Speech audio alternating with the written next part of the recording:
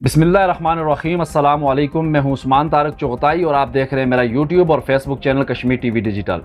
آج میں آپ کے ساتھ کشمیر کے محاذ کے متعلق کچھ ایسی معلومات شیئر کروں گا جو سننے کے بعد آپ یقینی طور پر مسئلہ کشمیر کے ماضی اور مستقبل کے حوالے سے اپنی رائے شاید تبدیل کرنے پر مجبور ہو جائیں۔ چونکہ 2017 سے 2020 تک لائن آف کنٹرول کے اوپر شدید قسم کی بمباری کی جاتی رہی، جس میں لائن آف کنٹرول کے اوپر کشمیریوں کو بڑے پیمانے پر جانی و مالی نقصانات کا سامنا کرنا پڑا۔ 2020 میں ایک سیز فائر لائن ایگریمنٹ ہوا، جس کے بعد line of control per firing کا سلسلہ رک گیا اور کشمیریوں نے سکھ کی سانس لی اور اپنی جو معمولات زندگی تھے ان میں آگے بڑھنے کی کوشش کی۔ اگر لائن آف کنٹرول کے اوپر میں آزاد کشمیر کی بات کروں تو آزاد کشمیر میں بڑے پیمانے پر سیاحوں کا رش دیکھنے میں ملا۔ سیاحوں نے لائن آف کنٹرول کی طرف رخ کیا، بھارتی مقبوضہ کشمیر کے نظارے لینے کے لیے وہ جوک در جوک لائن آف کنٹرول پر آئے اور آزاد کشمیر کے اندر ٹورزم کی جو انڈسٹری تھی اس کو بہت ہی مثبت جو ہے رسپانس ملا۔ ابھی جو اس وقت کی صورتحال ہے اس میں کشمیر کے محاذ کو ایک بار پھر گرم کیا جا رہا ہے۔ کشمیر کے محاذ کو کس انداز سے گرم کیا جا رہا ہے وہ تھوڑا سا سمجھنے والی بات ہے، چونکہ جولائی 2024 میں جو کارروائیاں کی گئی ہیں ان میں بھارتی فورسز کے 10 جوان جو تھے وہ ہلاک کیے گئے، اور اس سے پیچھے جون کے مہینے میں بھی لائن آف کنٹرول کے اوپر اور جموں کشمیر کے علاقوں میں کارروائیاں کی گئی جس میں بھارتی فورسز کو نقصان پہنچا۔ یہ کارروائیاں کشمیری مجاہدین کی طرف سے کی جا رہی ہیں۔ اب ان کے کچھ فگرز میں آپ کو بتاؤں تو 14 جولائی 2024 کو ایک کارروائی کی جاتی ہے جس میں بھارتی فوج کے 8 فوجی مارے جاتے ہیں، اور وہ کارروائی مقبوضہ کشمیر کے اندر موجود کشمیری مجاہدین کی طرف سے کی جاتی ہے۔ ابھی ریسنٹ ایک کارروائی کی گئی ہے راجوری سیکٹر میں، یہاں پر ایک کارروائی کی گئی جس میں بھارتی فورسز کو بڑے پیمانے پر مالی نقصان کا بھی سامنا کرنا پڑا، اور ایک فوجی ان کا لائنس نائک سبھاش اس کارروائی میں مارا گیا۔ یہ 23 جولائی کی بات ہے، اور اسی ہی ڈیٹ میں ایک اور کارروائی کی جاتی ہے جس میں یہ دعویٰ کیا جا رہا ہے کہ بھارتی فوج کا میجر نتن کمار مارا گیا۔ نتن کمار کے مارے جانے کے حوالے سے یہاں پر دو تضاد خبریں چل رہی ہیں۔ ایک تو یہ ہے کہ نتن کمار کو کشمیری مجاہدین نے اغوا کر لیا اور اپنے ساتھ لے گئے، اور دوسری خبر یہ ہے کہ نتن کمار اس کارروائی میں مارا گیا اور اس کی ڈیڈ باڈی نہیں مل رہی ہے۔ چونکہ بھارتی اگر آپ سوشل میڈیا صارفین کو دیکھیں یا بھارت کے اندر جو مسئلہ کشمیر کے اوپر یا کشمیر کنفلکٹ کے اوپر رپورٹنگ کرنے والے جرنلسٹس ہیں ان کو اگر آپ دیکھیں تو وہ یہ کلیم کر رہے ہیں کہ کشمیری مجاہدین نے اسے اغوا کر لیا ہے، جبکہ جو سوشل میڈیا صارفین ہیں ان کی طرف سے یہ دعویٰ کیا جا رہا ہے کہ نتن کمار کو وہاں پر ہلاک کر دیا گیا اور اس کی ڈیڈ باڈی نہیں مل رہی ہے۔ اس کے بعد جو جموں کشمیر کے علاقے ہیں، جو جموں ریجن ہے، وہاں پر کشمیری مجاہدین کی طرف سے تسلسل کے ساتھ کارروائیاں کی جا رہی ہیں، چونکہ وہاں پر بھارتی آرمی، بھارتی ریاست ہندوؤں کو لا کر آبادکاری کر رہی ہے اور ہندوؤں کی آبادی میں اضافہ کرنے کی کوشش کر رہی ہے۔ اس لیے جو کشمیری مجاہدین ہیں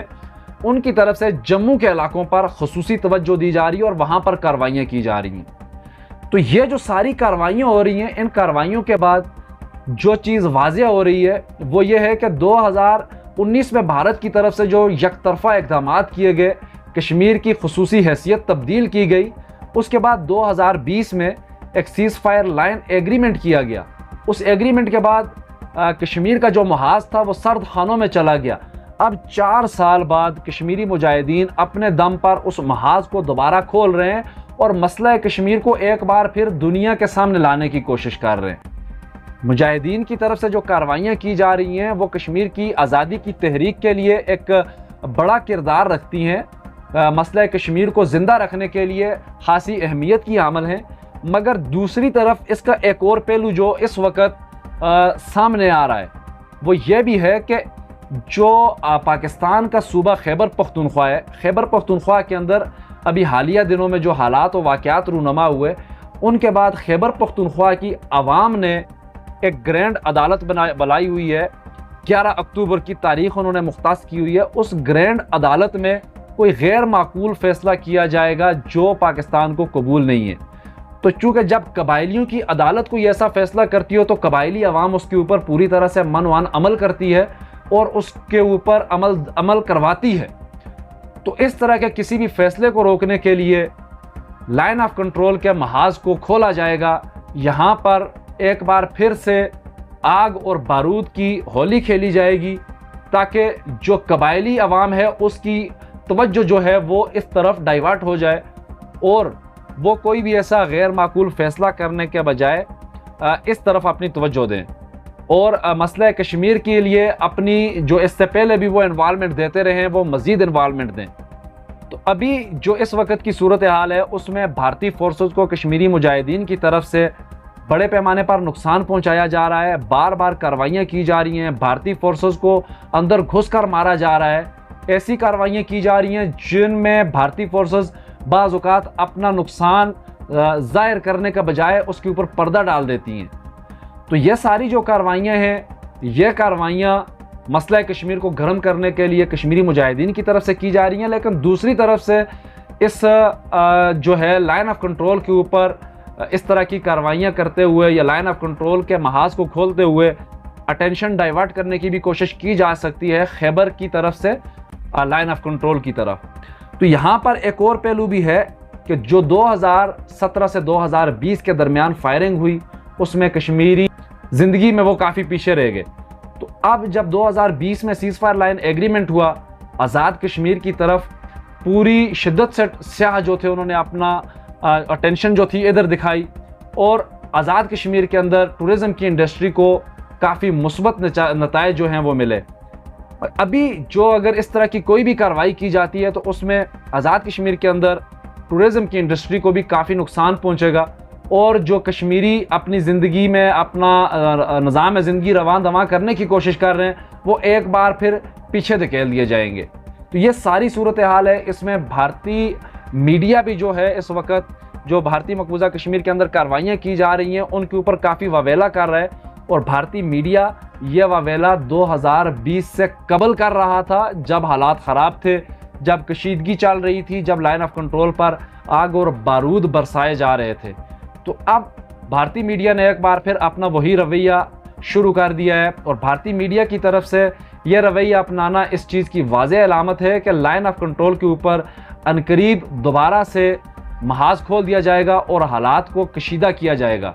چونکہ بھارتی میڈیا جس طرح سے ہائپ کریٹ کرتا ہے اس ہائپ کے اندر آ کر بھارتی حکومت بھی فیصلے لینے پر مجبور ہو جاتی ہے۔ تو اگر بھارتی میڈیا کا یہ واویلا اسی طرح جاری رہا تو آنے والے دنوں میں لائن آف کنٹرول کے اوپر ہمیں دوبارہ سے کشیدگی دیکھنے کو مل سکتی ہے۔ تو یہ جو سارے حالات ہیں ان حالات میں 2020 کے بعد جن لوگوں نے مسئلہ کشمیر کو سرد خانوں میں ڈالا اور اب جب اپنے اوپر آئی تو وہ مسئلہ کشمیر کو دوبارہ کھولنے کی کوشش کر رہے ہیں، ان لوگوں کے بارے میں آپ کیا رائے رکھتے ہیں یا مسئلہ کشمیر کے حل کی راہ میں رکاوٹ آپ کے نزدیک ان فیکٹس کو دیکھتے ہوئے کون لوگ ہیں؟ کومنٹ سیکشن میں اپنی رائے کا اظہار ضرور کیجیے گا اور اس چینل کو سبسکرائب کریں تاکہ آزاد کشمیر یا بھارتی مقبوضہ کشمیر کے حالات حاضرہ پر ہونے والی کسی بھی قسم کی گفتگو بر وقت آپ تک پہنچ سکے اور آپ حالات حاضرہ سے باخبر رہے۔ فی الحال مجھے دیجیے اجازت، اللہ نگہبان۔